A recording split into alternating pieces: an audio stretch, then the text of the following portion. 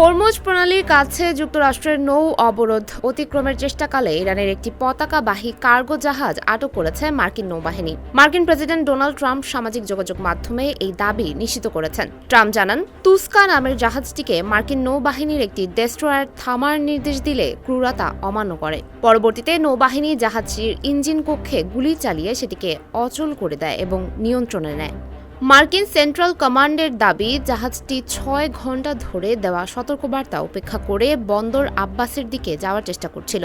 এদিকে এই ঘটনার তীব্র প্রতিক্রিয়া জানিয়েছে তেহরান। ইরানের সামরিক কমান্ড অভিযোগ করেছে, চীন থেকে ফেরা একটি বাণিজ্যিক জাহাজে হামলা চালিয়ে যুক্তরাষ্ট্র যুদ্ধবিরতি লঙ্ঘন করেছে।